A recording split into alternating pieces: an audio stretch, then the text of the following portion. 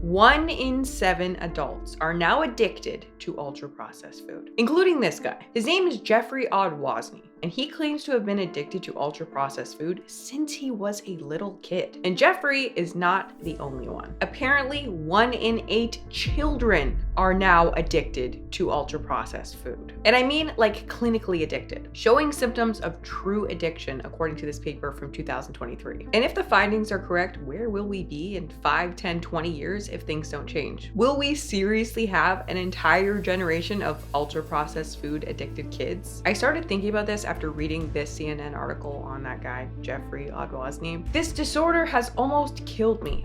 His addiction to ultra-processed food began as a child. His story is so extreme that it sounds like he's addicted to something much, much more serious than food, the thing we all consume every single day. So in this video, we're discussing the rise of ultra-processed food addiction in kids, starting with Jeffrey's story. Chicago native Jeffrey Odwosny says he has been addicted to ultra-processed food since he was a child. I was driven to eat and eat and eat, and while I would overeat healthy food, what really got me were the candies, the cakes, the pies, the ice cream, said the 54-year-old former warehouse supervisor. I really gravitated towards the sugary ultra-processed foods. It was like a physical drive. I had to have it. My parents would find hefty bags full of candy wrappers hidden in my closet. I would steal things from stores as a kid and later as an adult. I too also had a closet full of candy wrappers. Okay, before we go any further, let's quickly define ultra-processed food so we're all on the same page. Ultra-processed foods are packaged foods you can't make in your own kitchen. They're made mostly or entirely from ingredients that have been extracted, modified, or created in a lab,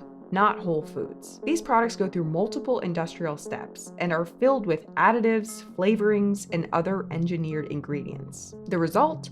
Food-like products masquerading as real food. And one of the main problems with ultra-processed food that we now know for sure is that it is actually designed to addict you to it. The food manufacturers try to make you eat as much of it as possible because obviously it helps them sell more of it. Now, since Jeffrey is 54 years old, that would mean he was growing up in the late 70s and early 80s. When you want a hot meal without a big deal, Hot Pockets.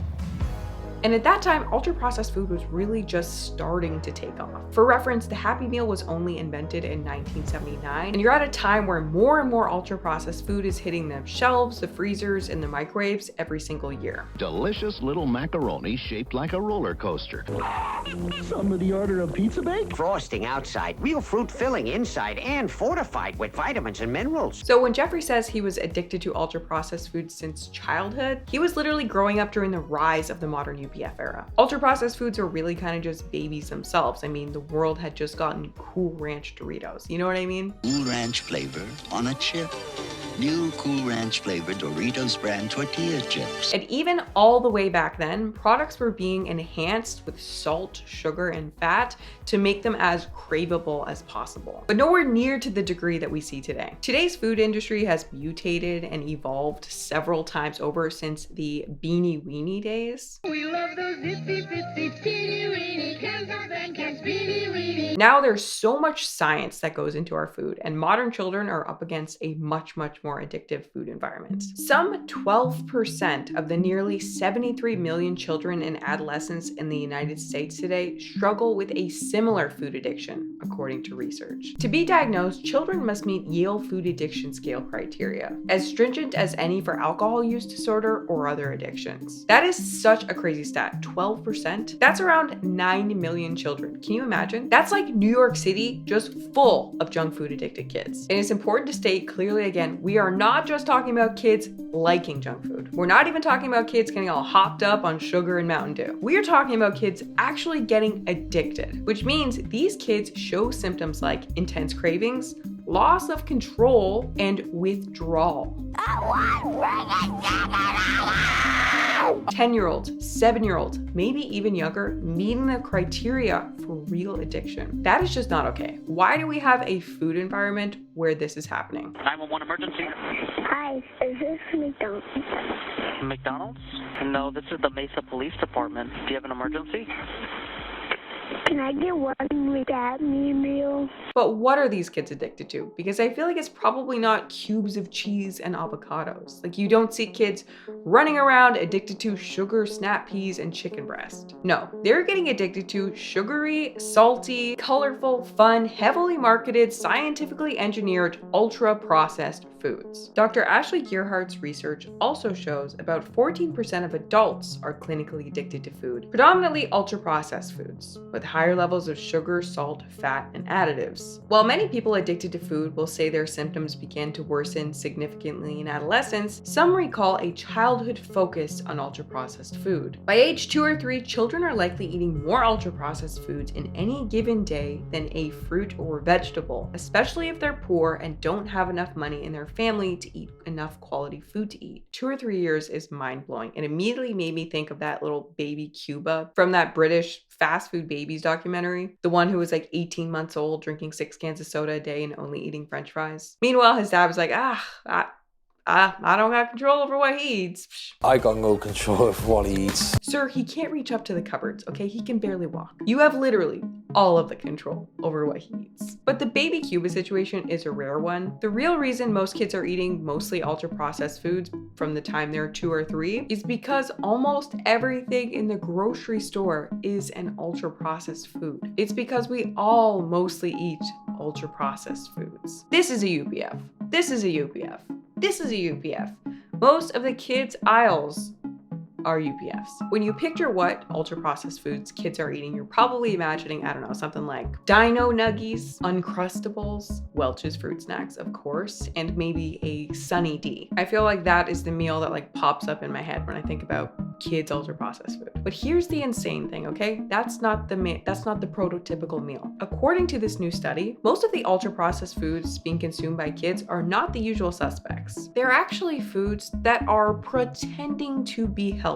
I'll let this guy from Reddit who actually has a kid take it away. Most of the UPF that the toddlers consumed came from sources that are generally believed to be healthier, such as breakfast cereals and flavored yogurts. If you've had a child recently, you'll be aware that the vast majority of food marketed to them is UPF disguised as healthy food. Things like fruit and grain bars, yogurts of all sorts, melt in your mouth type puffy foods, or cereals that are supposedly safer for those new to chewing. It's a really successful and deceptive marketing campaign taking advantage of parents who are well-intended but lacking knowledge of UPF. 100%. And that is what's so frustrating about these foods. It's one thing if you're intentionally buying junk food. It's quite another if you're being tricked into buying something that you sincerely believed is healthy. I mean, look at this kid's UPF right here. So even if you're trying to be the healthiest parent you can possibly be, you are set up at every single turn to fail. Because you'd think foods that promised you that they were healthy for your child would be.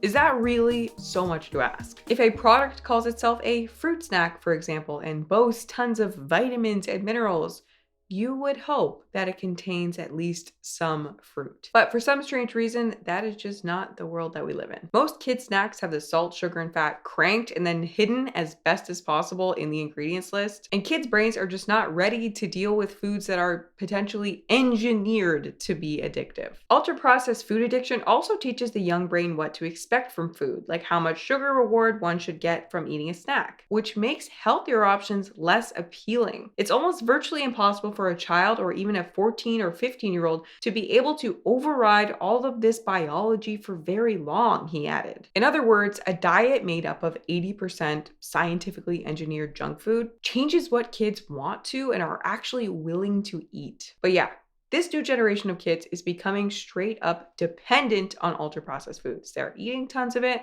and then it's making them want to eat nothing but it. Like, if you can hook a kid in childhood, you basically have them for life. Which reminds me of that documentary called Junk Food Kids, not to be confused with Fast Food Baby. I talked about it like a year or so ago. And I remember this cute little girl, Denisa, she was told by the doctors she'd need to lose weight and she was dangerously obese for her age, which was like 11 or something. But she tried to change without success and blamed herself for her inability to give up junk food. It's just hard not to eat what you want to eat. Some people, like me, are just too addicted to junk food. But at that age, Denise's prefrontal cortex hasn't developed yet. She's no match for junk food engineered to be addictive and the science backing the food industry. The child is very important to the food industry because if you have Oreos, say, as a little kid, you are probably going to love Oreos forever. But if you don't, you're unlikely to have a soft spot for them as an adult. You know what I mean? It's so important to get them at that age so they keep buying your product forever. Also, upon closer inspection, part of the reason Denisa was struggling was that her parents also seemed to have some UPF addictions of their own that they blamed on Denisa. We keep one diet, all three together. It was very good, but now we cannot keep. She cannot give up the bread. She likes very much. Sometimes she go to the fridge in the night. Some sweets. As I'm sure you know, this clinic is a surgical clinic. Do you understand that? For us, it's the best solution. We try to diet, we try to do many things. We didn't succeed. 15 minutes after leaving the hospital, Denise's parents take her for one last treat. So yeah, clearly people seem to be actually getting truly addicted to ultra-processed foods. We'll revisit Jeffrey's story in just a second. But it must be said that not everyone agrees with the idea that ultra-processed food addiction even exists. I've heard that some very well-respected, honest scientists disagree. The Institute of Food Technologists and Association of Food Professionals and Technologists does not agree with the research on ultra-processed food addiction. While there is growing concern that some foods may be addictive for certain subpopulations, including children, there is currently no scientific consensus to support that concern, said IFT's Chief Science and Technology Officer Brian Hitchcock in an email. Food addiction is also not recognized by the World Health Organization's International Classification of Diseases and is a subject of debate in the scientific community, according to the International Food and Beverage Alliance, an industry association. Oh well, that's good to know. I guess ultra-processed food addiction isn't a problem after all. Oh wait, what's that? Both of these organizations are arms of the food industry? The Institute of Food Technologists takes money from Coca-Cola and General Mills, and the International Food and Beverage Alliance, I mean, listen to the name of it. It literally is the food industry. IFBA was founded in 2008 by the CEOs of leading food and non-alcoholic beverage companies to empower consumers to eat balanced diets and live healthier lives. Our members? McDonald's, PepsiCo, the Coca-Cola Company, Ferrero, General Mills, Bimbo, Kellanova, Mondelez International. Yeah, the people who think that ultra-processed food addiction doesn't exist are the people who make the ultra-processed foods. See, that's what I don't understand. Why would they even include their opinion in this article? Like, they're clearly the most biased source. And I love how these CEOs seriously behave like a cartoon of an evil CEO. Like, you guys really got together to make a club to be like, no, don't look at that science, look at this science.